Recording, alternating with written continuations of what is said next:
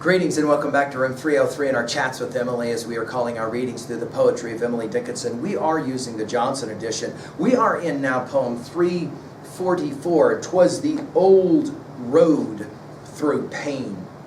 Here we're back to Emily and her discussions of pain. Just go back to our conversations of poem 341. After great pain, a formal feeling comes. We pointed out that in over 50 poems, Emily references this word, pain. This poem was published in the Atlantic in March of 1923, written early in the Civil War, and some have seen something about that contest as standing behind this poem. We'll obviously kind of get into it here in a moment.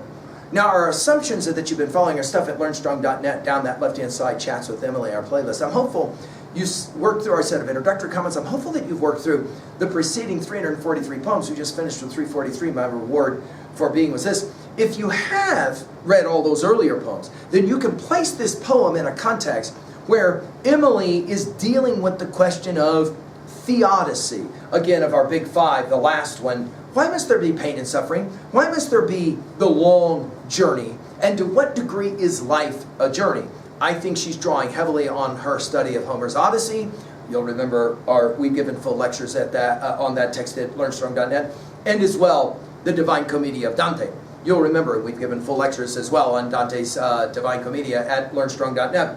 What is it that Dante argues? He ultimately argues we don't go to hell, but rather what? We go through it. Let's enjoy Emily's rendering of Dante as she thinks about what it's like to go through a life and come to its end. "'Twas the old road through pain, that unfrequented one, with many a turn and thorn, that stops at heaven.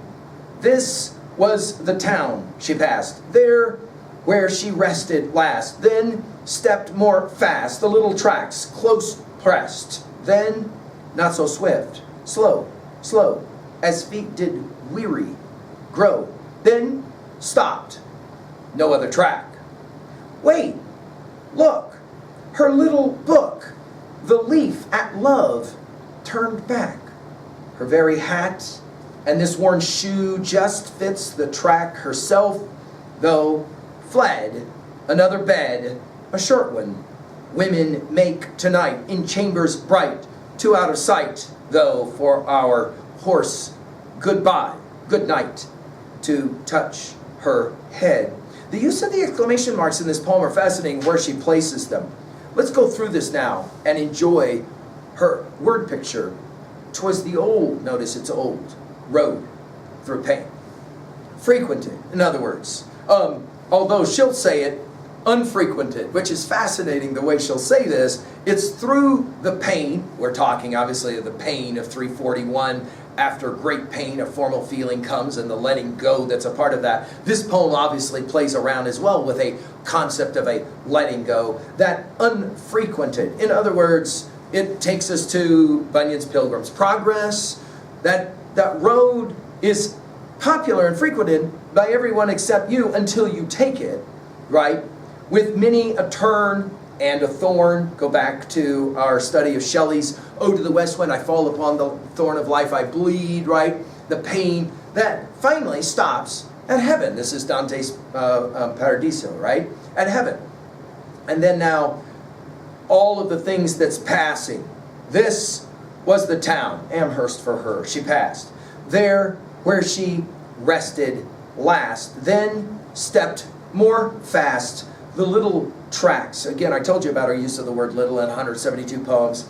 Close pressed, then not so swift. Why? Because of aging, right? Slow, slow, as feet did weary go. Go back to poem 340 and her discussion about crossing over the abyss and her feet and the boot and the dialogue that here it's going to be a worn shoe that she's playing with. Then stopped. Notice these dashes. No other track, exclamation point. In other words, the journey is over.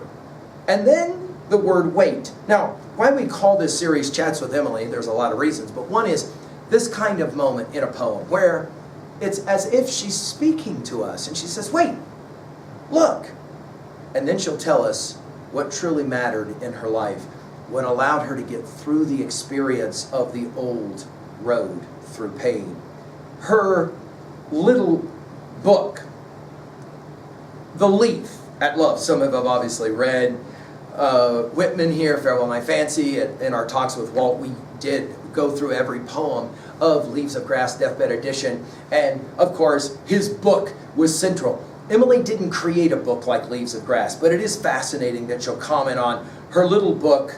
Again, we're back to the use of the word little. The leaf at love turned back. What is it that motivated her? What allowed her to get through this old road through pain? Her poetry.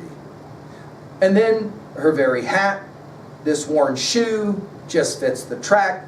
Herself, though, fled. In other words, the only thing left of Emily is, as she'll say it in another poem, her letter to the world. Now she is in heaven in another bed, a short one, women make tonight in chambers bright. Obviously, there's your referencing to angels. 2 out of sight, though, for our horse, good night, to touch your head. In other words, those left behind, too distant for her to hear. She isn't going to hear the good night. And then the touching of her head and the exclamation point to end it. What is she saying here? I think at 2a, she's arguing that the journey ends with good rest if the journey is well walked. At 2b, the metaphor of the journey or the Odyssey cannot be missed here, which obviously takes us to 3a. I mentioned Pilgrim's Progress, John Bunyan's classic, as well as Dante's Divine Comedy, and obviously Homer's Odyssey stands here as well. Finally, to own a text like this, 3b, what was a time when you recognized that you were going on this old, long track through the pain? And is it true in the end that we don't go to hell, but rather through it, and from that we gain some insight? Thank you.